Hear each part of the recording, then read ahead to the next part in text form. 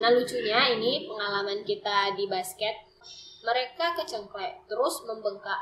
Pelatihnya bilang gini, itu bisa sembuh sendiri kok gitu. Nah mereka mempercayai mitos seperti itu.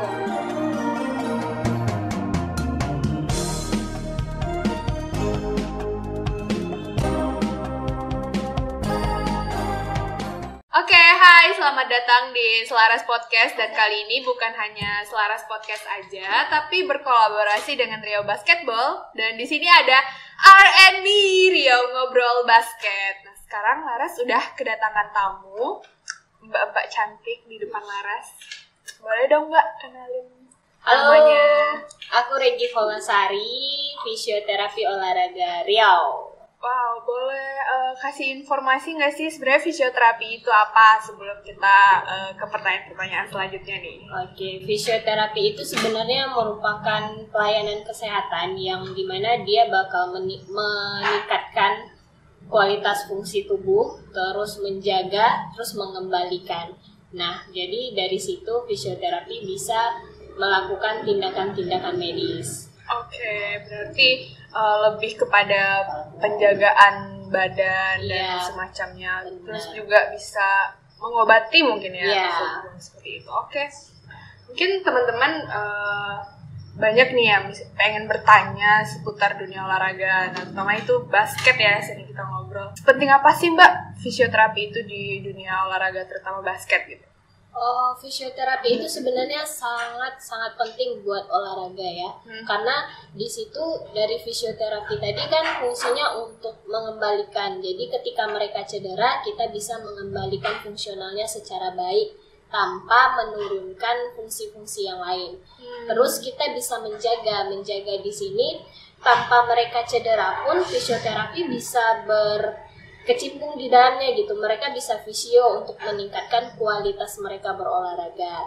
Terus yang ketiga itu meningkatkan kualitasnya tadi tuh dari misalnya peningkatan kecepatan. Itu fisioterapi berfungsi di sana. Oke. Nah, ngomongin sekarang Riau Ngobrol Basket, sebenarnya tidak hanya ngobrolin tentang basket dan dunia basket itu aja, tapi fisioterapi menjadi hal yang sangat penting kalau sebenarnya kita harus bahas secara lebih detail ya di sini gitu.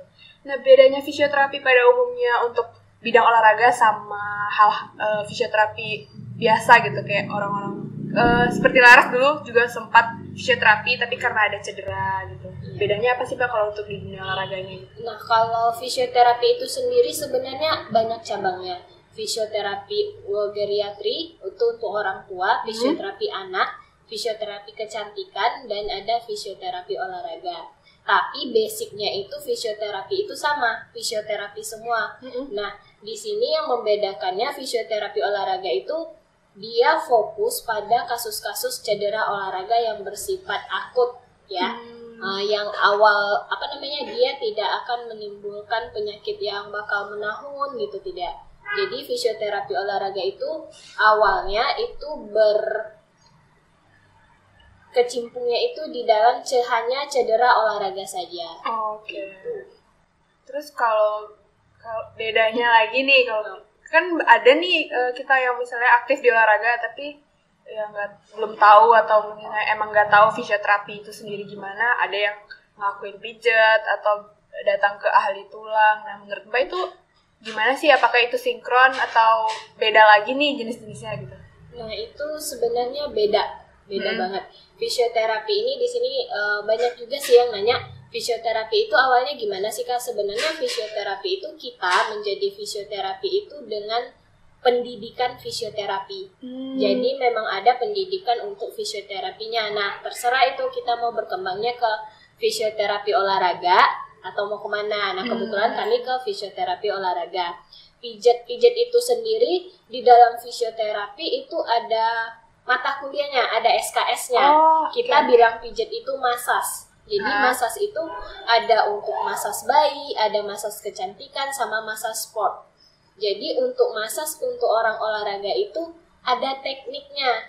Nah, sementara pijat itu mereka tidak melakukan teknik yang benar sesuai dengan anatomi fisiologi tubuh manusia. Kalau massa secara fisioterapi itu dia berdasarkan otot yang bermasalah dan ada teknik-teknik massas yang harus kita lakukan pada otot-otot tertentu. Oke, sedetail itu ya sebenarnya harus kita pahami gitu. Nah kalau misalnya untuk balik pemahaman gitu, di dunia basket sendiri atlet-atlet basket itu sedalam apa sih Mbak memahami fisioterapi ini untuk diri mereka gitu? Sejauh yang Mbak tahu? Sejauh yang kita tahu atlet itu cuma taunya gini nih, kalau cedera baru ke fisioterapi. Kalau udah sakit gitu baru ke fisioterapi. Karena mindset mereka kalau ke fisioterapi itu harus sakit dulu gitu. Jadi harus cedera dulu baru ke fisioterapi mereka. Nah, di sini juga teman-teman basket itu kalau khususnya di Pekanbaru itu pemahamannya tentang fisioterapi olahraga itu sangat sedikit. Jadi mereka itu kayak kita ada nih di lapangan, cuman kayak untuk kalau luka kita yang ngapain gitu. Jadi pemahamannya cuman sekedar itu. Terus kalau di basket kan sering terjadi cedera. Nah, kalau cedera awal itu kan kita kebanyakan nyuruh mereka itu rest. Kalau cederanya nggak bisa untuk olahraga lagi, mereka takutnya di situ.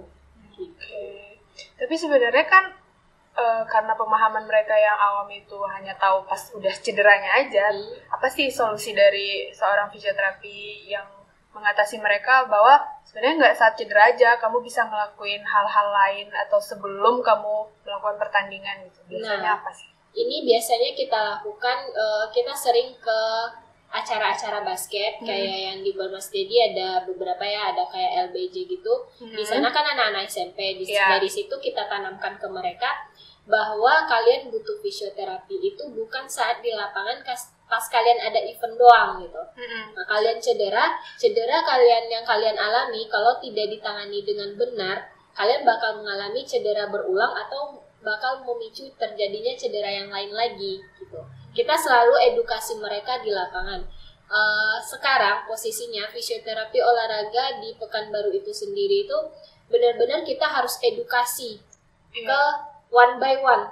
Jadi nggak bisa kita edukasinya lewat sosial media supaya mereka baca, itu kurang banget. Jadi kita tuh harus datangin mereka satu-satu, kita jelasin. Itu usaha yang kita jalanin sekarang. Karena kalau hanya lewat sosial media itu impact-nya sedikit. Kalau boleh tahu klinik usaha yang udah dijalankan saat ini di bidang fisioterapi apa sih Mbak namanya? Biar teman-teman bisa tahu gitu. Fisioterapi olahraga kita namanya kliniknya Lazora Fisioterapi. Kita ada di Hotel Grand Elite lantai 3. Jadi kalau mau ke sana ke Jalan Riau ujung di hotelnya tapi. Itu pelayanannya setiap hari kah? Ada jadwalnya, bisa dikasih tahu juga nggak sih Mbak? Kalau di klinik itu sebenarnya setiap hari Senin sampai dengan Sabtu. Jadwalnya itu dari jam 1 sampai jam 5 kedatangan. Nah di sini karena kita pengen fokus banget sama pasien, jadi satu pasien itu kita tanganinya biasanya 2 jam. Jadi setiap pasien yang mau datang kita wajibkan untuk appointment dulu, biar nggak kejadian kayak misalnya ditinggal-tinggal atau gimana. Kita pengen intens gitu sama pasiennya. Oke, ngomongin ditinggal-tinggal nih Mbak, dulu pengalaman banget nih, saya emang udah pernah fisioterapi tapi ya di rumah sakit yang ada di kota ini gitu kan. Ya saya ngelakuin itu 10 kali berulang, cuman tidak intens. Misalnya hari ini fisioterapi, besoknya enggak, sesuaiin jadwal sama sekolah dulu pas masih sekolah banget. Nah itu ya gini kayak curhat saya kan Mbak. Ya saya pengen konsultasi gitu kan. Ya sekitar setengah jaman saya ada gitu di dalam ruangan yang cuma dikasih 2 alat deh kayaknya, itu disinari sama dihangatin gitu karena kan penyempitan tulang belakang, jadi bagian tulang belakang saya. Nah itu harusnya saya bisa pengen konsultasi di saat saya di treatment itu, di pelayanan itu. Entah mungkin kalau di rumah sakit ya tergantung dengan fasilitas yang saya punya gitu ya, pakai BPJS gitu. Nah kalau di klinik Mbak sendiri pelayanannya seperti apa sih? Mungkin teman-teman butuh nih konsultasi sambil di treatment gitu. Kalau di klinik Lazora sendiri kita di sana untuk konsultasi doang itu free ya. Jadi kalian bisa datang ke sana. Terus rame-rame ya datangnya, boleh nggak Mbak? Iya boleh. Bilang, Mbak kami mau konsultasi, itu kita bakal konsultasi dulu. Nah konsultasi sendiri itu kita konsultasinya full. Jadi kayak misalnya nih dia sakit pinggang, kalau Mbak Laras gimana sih pengalamannya kalau ke rumah sakit gitu, datang langsung ditanganin gitu? Enggak, Jadi harus kan nunggu antrian dulu, ngambil nomor antrian. Kan sebelumnya kan dicek sama dokter ahli sarafnya kan. Nah, jadi udah dikasih jadwal 10 kali nih untuk datang fisioterapi. Ntar dijadwalin sesuai jadwal karena masih sekolah gitu kan. Jadwal rumah sakit tau lah dari pagi sampai sore kayak gitu kan. Terus yang nanti yang nanganinnya emang bagian ya mungkin tah perawat, tah fisioterapi lah, juga kurang paham waktu itu gitu ya. Jadi paginya orang tua ngambilin nomor antrian, terus dijadwalin, ya udah kita sesuai jadwal nomor antrian itu. Mungkin Laras karena pulangnya siang, sore gitu kan, jadi Laras ambil paling nomor antrian terakhir gitu. Atau misalnya Laras masuk paginya kosong gitu, bisa izin dari sekolah, Laras ambil nomor antriannya tuh jam 6 pagi. Nah, kalau di Lazora sendiri kita janjian nih appointment by chat kan di WA, nanti mereka datang kita konsultasi dulu. Nah, misalnya kita tanya nih, sakitnya Mbak Laras apa pinggang. Nah, mulai dari pinggang itu kita harus lihat dulu bentuk tulang belakangnya seperti apa. Apa pemicu terjadinya pinggangnya itu bisa terjepit, bisa ada saraf terjepit. Misal dia jatuh. Kita harus lihat lagi kenapa ketika dia jatuh dia bisa langsung kejepit gitu. Nah, tulang punggungnya bentuknya seperti apa. Terus otot-otot di sekitar punggungnya yang saraf terjepit tadi kita harus periksa tuh, udah muscle tightness enggak dia, udah tegang enggak dia. Itu kita harus periksa satu persatu. Terus tingkat tightness-nya tadi itu kita periksa juga, berapa derajat tingkat dia ketegangannya. Itu tegang banget, tegang disertai dengan rasa panas, tegang yang kalau kita pencet itu sakit, atau kita pencet kuat baru sakit. Nah, tingkat nyeri seperti itu pun harus kita evaluasi setiap hari, setiap dia datang. Jadi, gimana misalnya dari sudut A ke sudut B itu tingkat nyerinya 2 gitu kan. Dari sudut C ke sudut D itu tingkat nyerinya 3. Jadi setiap area itu tightness-nya itu beda-beda. Jadi harus di situ kita bedakan. Nah, kalau di Lazora itu terkenal dengan peta buat sendiri gitu. Jadi kita bakal tandain otot-otot mana yang lemah, otot-otot mana yang kuat, dan otot-otot mana yang mengalami ketegangan yang di luar normal lah. Itu kita tandain. Nah, nggak sampai situ aja kalau pinggang. Kita harus tahu lagi bentuk kakinya gimana, support kakinya itu seperti apa, imbang nggak kakinya. Kalau misalnya kakinya nggak imbang, kita harus bilang ke pasien, bilang bahwa sekarang posisinya pinggangnya sakit. Nah, setelah pinggangnya nanti sembuh, itu pasti kaki bisa mempengaruhi pinggang supaya bisa kejepit lagi, karena kakinya nggak balance, nggak imbang. Nah, itu kita punya program kayak ini, jangka pendeknya kita ngurangin rasa sakitnya dulu ya. Jangka setelah itu kita pengennya penguatan otot. Ketiga, kita pengen dia kembali fungsional secara utuh. Itu sudah mulai dari kaki, pinggang, itu kita apain. Itu untuk konsultasi seperti itu bisa memakan waktu 1 sampai 30 menit sampai 1 jam. Untuk gitu doang, untuk nentuin doang. Konsultasi detail. Iya, detail. Posisi badan, tubuh, dan segala macamnya gitu ya. Karena kalau cuman untuk menghilangin rasa nyeri aja, kamu 1 kali fisio itu bisa nurunin derajat nyerinya itu lumayan loh. Kalau cuman untuk ngurangin nyerinya doang nih, tanpa kita lihat otot, bentuk ini, bentuk itu, tanpa itu nyeri itu gampang berkurang. Kalau Laras sih dulu sebelumnya cuman ya konsultasi, ngobrol sakitnya gimana, posisinya kenapa, gimananya itu ya dilihat dari hasil ronsen. Ya di ronsen, terus ya emang ada sih kayak ada pembengkakan sama kayak ada agak bengkok gitu. Nah, jadi kayak dari awal pertama, jadi posisi itu kan harus jatuh dari motor tuh terduduk. Setelah 3 hari itu jalan di motor itu dibonceng kan di antara orang tua sekolah, ada lubang sedikit aja langsung aduh gitu, kayak sesek gitu, nahan nyerinya banget itu sampai yang bener-bener aduh, masa bawa motor pelan banget kan nggak mungkin kan, maksudnya ya gimana ya, udah cek ke dokter, ngobrol sama dokternya gini-gini, ya udah ronsen, besoknya treatment fisioterapi, ya udah cuman kayak gimana, sejauh apa rasa nyerinya berkurang ya, cuman hanya sekedar itu, tapi tidak detail misalnya kayak masalah kaki, masa otot dan segala macamnya gitu sih. Di Lazora kita mendetailkan seperti itu karena kenapa? Setiap orang yang fisioterapi ke rumah sakit dengan manajemen waktu yang sangat sedikit, yang sangat singkat, kadang pasien bilang kayak gini, Gi, saya udah 10 kali fisio itu nggak ada perubahan. Nah itu ada tuh yang pasien kayak gitu. Saya sebagai fisioterapi itu ngerasa tertampar gitu.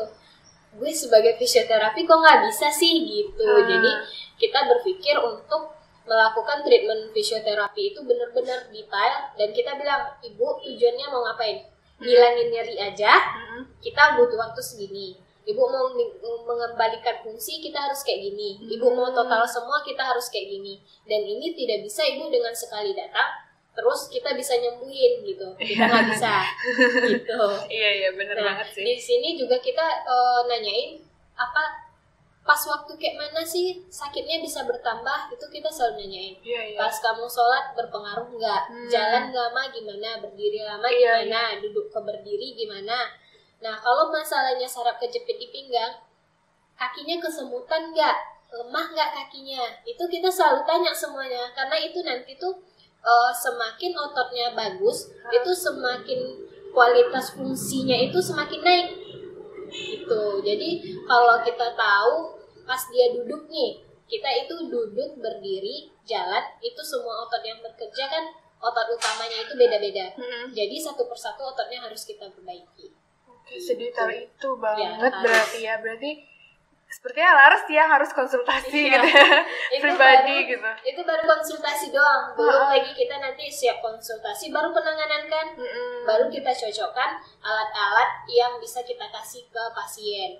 Nah alat-alat di Lazora sendiri itu lumayan banyak, mulai dari ada infrared, ultrasound, terus pernah di sinar itu kan, itu namanya infrared. Nanti kalau yang digosok-gosok gitu namanya ultrasound. Terus nanti ada TENS juga yang digetar-getar ditempel biasanya. Terus ada juga dihangatin. Itu ada di klinik.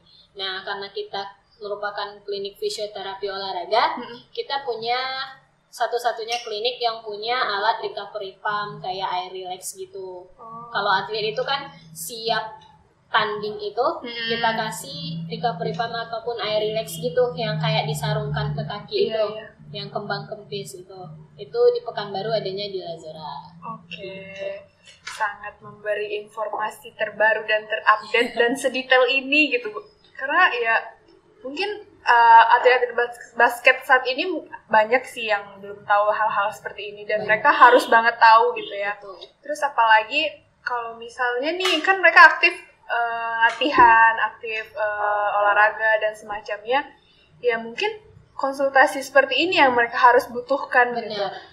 Mungkin bisa sih maksudnya sebagai seorang atlet basket nanti misalnya pengen konsultasi, apa sih solusi yang akan diberikan ketika mereka ingin berkonsultasi? Nah gini, jadi ketika kamu pengen menjadi seorang atlet, mau menjadi seorang atlet ataupun olahragawan, tentunya kita harus menghindari yang namanya cedera, ya kan? Nah, sebelum kamu melakukan olahraga gitu, sebelum kamu memutuskan untuk berolahraga secara intens, itu dari Lazora sendiri kita selalu ada pemeriksaan pertama, pemeriksaan awal. Jadi, pemeriksaan awal itu balik lagi, kita lihat lagi bentuk punggung, bentuk kakinya O apa X, telapak kakinya flat foot yang datar itu atau ada celah, karena itu berpengaruh terhadap keseimbangan. Kayak misalnya sering kesemutan gitu Mbak. Sering kesemutan, Laras kan pernah pinggang tuh, itu wajar dia sering kesemutan. Nah itu tuh masalah muscle tightness-nya biasanya yang menambah juga, jadinya sering kesemutan. Biasanya kalau kena pinggang dia cuma satu kaki yang lebih berat, ataupun dua kaki, itu juga bisa kalau dua kaki itu dimana kasusnya sudah sangat parah gitu, dia mau dua kaki dua-duanya. Itu parah berarti Mbak. Ya. Aduh, Karena kok kan saya deg-degan gitu ya. kaki dua ya kan, pas di pinggang itu utamanya. Nah, pas di pinggang mau ke arah kaki itu saraf kita itu terpecah dua untuk ke kiri ke kanan. Nah, dia itu nanti tuh bisa lemah ke sebelah aja atau dua-duanya. Kadang dia awalnya cuma sebelah aja, ya kan, sebelah kanan misal. Terus karena dia biarin lama-kelamaan sebelah kiri juga kena. Gitu. Tapi sebelah kanan ini dia ngerasa sakitnya itu sudah berkurang. Padahal sebelah kanan ini bertambah buruk, sebelah kiri bisa kena itu karena kaki kita itu kan kerjasama nih. Ketika dia kerja kanan ini dia sakit, berarti kerjanya lebih berkurang kan. Jadi ke kiri dilimpahkan pekerjaannya. Nah di situ bisa kejadian dua-duanya yang kena. Oke. Mungkin ada sebagian teman-teman yang mungkin teman-teman di basket gitu, kalau ngobrolin basket di masa-masa pandemi ini kan mereka mungkin akan berkurang jadwal latihan atau berkurang intensitas mereka untuk latihan. Mungkin ada yang mungkin beralih ke lari aja atau hanya jalan jauh atau bersepeda gitu. Nah kalau kayak Laras sendiri gitu, bersepeda kan tumpuannya kan kaki nih. Nah tiba-tiba kalau kesemutan berarti tuh ada pengaruhnya kan Mbak atau gimana? Ada dong. Nah, karena ada pengaruhnya dia bisa kesemutan kan? Iya sih. Pasti ada. Nah, ketika kita bersepeda itu ada tekanan kan kita duduk itu tekanannya pasti ada. Terus kita mengayuh, itu berarti otot kaki kita tuh harus kuat untuk mengayuh gitu. Jadi karena ada duluan pinggangnya yang kena itu pasti berpengaruh dia. Buat teman-teman yang atlet basket dan atlet-atlet olahraga lainnya, mungkin kalau bisa ada masalah di pinggang boleh segera atau sangat cepat diatasi. Datang konsultasi untuk ke fisioterapi Lazora ini gitu. Sangat detail banget informasi hari ini gitu ya. Harus kayak gitu, soalnya ada beberapa pemain basket itu jatuh terduduk terus pinggangnya agak linu-linu dibiarin. Habis itu dipijit. Nah, orang pijit kan nggak tahu ya anatomi sebenarnya seperti apa, ya kan? Mereka pijit, habis itu anatominya berubah. Tapi dia tetap dalam kondisi enak. Besok main lagi tentu karena anatominya berubah tadi keseimbangannya hilang. Pas dia main basket itu kayak lompat untuk lempar bola gitu terlalu tinggi, ketarik, pinggangnya ulang lagi sakit lagi. Nah, sakit yang kedua ini pasti tidak tertahankan. Itulah baru dia cari fisioterapi. Di situ sih mereka salahnya. Oke. Mulai saat ini yang mendengarkan podcast ini bisa mulai konsultasi, sering datang deh konsultasi untuk hal-hal semacam ini. Gitu ya Mbak. Terus kalau misalnya ngobrolin lagi nih seputar dunia atlet basket gitu, hal yang paling atau permasalahan yang paling sering mereka rasakan atau mereka dapatkan misalnya kayak entah cedera atau apa gitu baru datang ke fisioterapi, apa sih Mbak gitu, penyakit yang paling sering? Biasanya mereka paling sering itu sprain ankle. Jadi sprain ankle tuh ankle-nya yang kecengklek itu, dan kalau udah kecengklek parah kan bengkak, itu mereka baru datang ke kita. Nah lucunya ini pengalaman kita di basket, mereka kecengklek terus membengkak, pelatihnya bilang gini, itu bisa sembuh sendiri kok gitu. Nah mereka mempercayai mitos seperti itu. Ankle bisa sembuh sendiri. Di mana-mana tubuh kita itu pasti ingin recovery sendiri, pasti ada kita recovery sendiri ya kan. Nah di ankle itu bisa nggak dia sembuh sendiri? Namanya luka kita diamin dia pasti sembuh, oke? Tapi setelah itu fungsionalnya, nah kalau berfungsi dengan baik atau enggak? Benar. Kan kalau kita sprain ankle itu biasanya ankle kita itu nggak seimbang. Nah pas dia sakit dan bengkak itu kita lebih mengarahkan kaki kita itu ke arah yang nyaman, yang tekanannya nggak sakit gitu pas dibawa jalan. Nah dia bakal terbiasa dengan pola seperti itu. Pola tidak benar yang bakal nyebabin kita nggak seimbang. Itu yang nyebabin cedera ankle itu sering berulang sama pemain basket. Banget sih kayaknya Mbak. Iya, banyak banget yang kena sprain ankle itu sampai tuh nanti tuh dekat mata kakinya itu udah ada bongkolan keras-keras karena udah terlalu sering kena ankle, tapi nggak diperbaiki malah dipijit. Itu banyak itu yang datang dengan keadaan kayak gitu dan minta bongkolannya itu hilang gitu. Padahal mereka cederanya udah beberapa tahun yang lalu. Berarti hal-hal semacam itu jangan dianggap sepele, harus benar-benar datang langsung ke Iya. fisioterapi kalau misalnya emang nggak mau terulang lagi kakinya ya kena seperti itu gitu ya. Menarik sih Mbak. Terus kalau misalnya nih ada beberapa atlet yang pengen, misalnya mereka udah datang ke fisioterapinya, tapi masalah itu datang lagi gitu. Nah itu bagaimana Mbak? Biasanya tuh kalau masalah yang datang lagi itu pasti ya, pasti ada lagi. Selama kita membawa dia bergerak lagi, pasti masalahnya datang lagi. Kenapa? Karena biasanya itu yang datang lagi itu fisionya belum tuntas. Jadi gini, fisioterapi pas kalian datang fisioterapi itu pertama nyerinya yang bakal dihilangin ya kan. Setelah nyerinya hilang, itu kita buat melakukan aktivitas kan udah enak tuh. Fisioterapi itu sifatnya menjenuhkan karena lama kan, 2 jam gitu. Kalau di Lazora itu 2 jam. Anggap 3 kali seminggu 2 jam itu orang jadi bosan. Jadi fisio harus pandai-pandai mengakali treatment apa aja yang bikin dia seru gitu. Nah, biasanya ketika rasa sakitnya sudah mulai menurun, fungsionalnya sudah mulai agak naik sedikit aja, beberapa teman-teman yang fisio itu berhenti.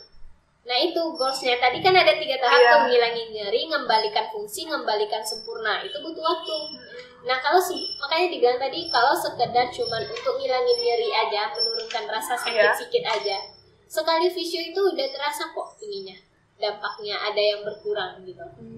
Cuman itu teman-temannya banyak biasanya di 7 kali fisio itu kita udah ngerasain lumayan enak dan udah enak beraktivitas, rasa sakitnya udah lumayan jauh hilang. Nah kita jadi males itu buat berobat lagi, jadi males buat latihan, dan teman-teman berhenti terus main lagi dalam kondisi dia fungsionalnya belum 100% balik.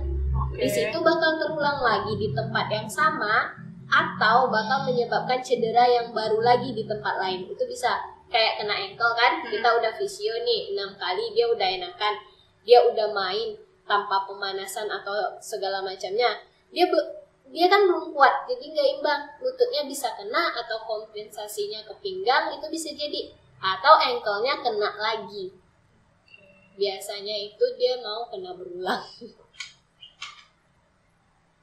Kalau ngobrolin sampai tuntas gitu Mbak, ya mungkin bandel ya atau apa gitu, ya memang harus bener-bener sampai tuntas gitu. Pesan Mbak apa sih kalau misalnya untuk orang-orang yang masih bandel? Sebenarnya atlet yang cedera masih bandel itu banyak. Mereka bisa umpet-umpetan sama kita, kayak kita bilang, dalam seminggu ini jangan latihan dulu ya, kamu jangan latihan dulu karena dia masih masa peradangan gitu kan. Nanti itu dia diam-diam pergi karena udah mulai agak enakan kan, diam-diam pergi, itu balik lagi. Kita tuh setiap jaringan kita itu bakal berkembang setiap detik. Jadi kita bakal tahu kok bengkak. Nah, kita kan bisa merasakannya. Ini kayaknya bengkaknya bertambah, nyerinya bertambah. Nah, untuk atlet-atlet seperti itu kita selalu bilang, mimpi kamu mau sampai di sini atau mau dilanjutkan? Karena cedera yang tidak tuntas penanganannya itu bakalan berulang terus sampai kamu benar-benar mengikhlaskan bahwasanya kamu tidak boleh olahraga lagi. Sepenting itu ya teman-teman. Karena ya bagaimana kita mau terus aktif bergerak, bagaimana kita mau aktif menjadi seorang atlet kalau kitanya aja abai sama kesehatan tubuh sendiri gitu ya. Berarti ya mungkin podcast ini bisa menjadi motivasi para pendengar atau orang-orang yang melihat ini jadi lebih peduli sama diri sendiri juga, lebih peduli sama diri masing-masing. Bagaimana ya kesuksesan nanti tuh bisa diraih, tapi kalau udah sakit itu mau diapain gitu ya. Boleh dong sedikit penutup sebelum hari ini kita akhiri obrol-obrolannya untuk anak-anak basket, para atlet yang seharusnya fisioterapi harus juga menjadi hal penting gitu, selain latihan. Selain latihan ya, jangan abai dengan cedera yang kalian pikir sepele, karena itu bakal menimbulkan cedera yang lebih besar lagi. Itu aja. Mereka tuh sering abai soalnya. Misalkan cuman kecengklek sikit, bengkak sikit, besok pagi hilang, mereka abaikan. Itu dia. Itu bakal menimbulkan masalah yang lebih besar lagi. Terima kasih buat sama-sama Laras. Mbak Egi sore hari ini. Ya, kita hari ini sore ya, mungkin yang mendengarkan atau yang melihatkan bebas sih mau nonton kapan aja, mau dengerin kapan aja. Terima kasih sudah mendengarkan. Kembali lagi di R&B selanjutnya. Sampai jumpa.